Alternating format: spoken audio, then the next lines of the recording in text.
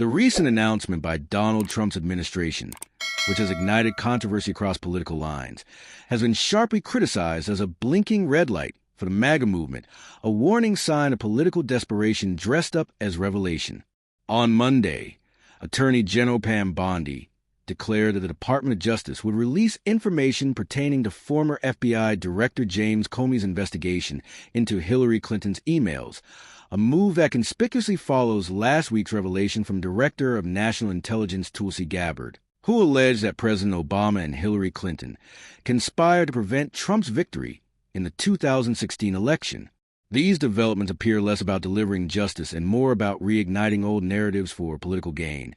And progressive YouTuber Brian Tyler Cohen, speaking on his show No Lies, described the announcement as perplexing and called out Trump's increasingly tired tactic of reviving the most sensational distractions possible, from Hillary's emails to attacks on Obama and even the NFL, in order to divert attention from his own vulnerabilities. Cohen's assessment, cutting and insightful, exposes a deeper irony.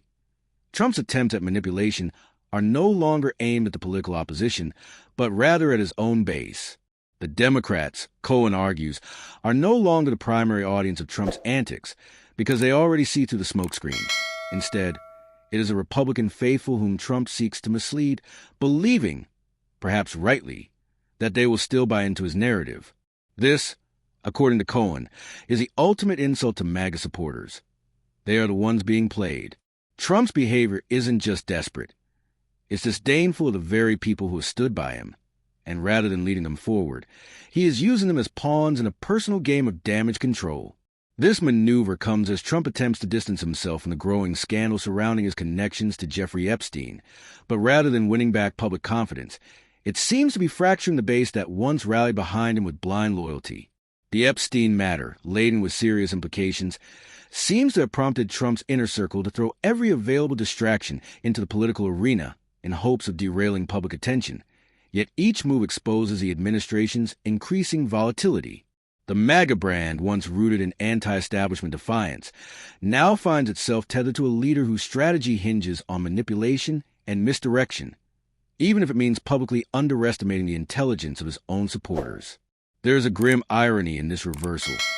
Trump's campaign, which started as a populist uprising against perceived political deceit, now engages in the very deceit it once condemned. Cohen's scathing critique reflects a growing disillusionment not just among Democrats or centrists, but also among moderate Republicans and former Trump voters who feel betrayed by a man they believe was on their side. The strategic resurrection of Clinton's emails, a controversy already exhausted through multiple investigations, signals not only a lack of originality, but a desperate clinging to narratives that no longer hold power. Trump's old tactics, once successful in dominating news cycles, now feel hollow, and his calculated media storms seem to fall on increasingly skeptical ears. Moreover, Cohen's comments lay bare a deeper truth about Trump's political persona. It thrives on division, thrives on distraction, and above all, thrives on the assumption that his base will never question him, an assumption that may be eroding. In targeting Republicans with these antics, Trump unwittingly reveals his fear of losing control, of being exposed, and perhaps even of facing real accountability. The strategy to project strength by attacking old foes only magnifies his present weakness and alienates the very voters he relies on. With each passing news cycle, Trump's defensive posture becomes more pronounced, and instead of commanding the narrative, he now seems reactive, embattled, and increasingly out of touch with political reality. The timing of these announcements, coinciding with the Epstein saga, is no coincidence, and to many observers, it reeks of panic rather than precision. What once appeared as masterful media manipulation now appears as a crumbling echo chamber, unable to adapt or evolve.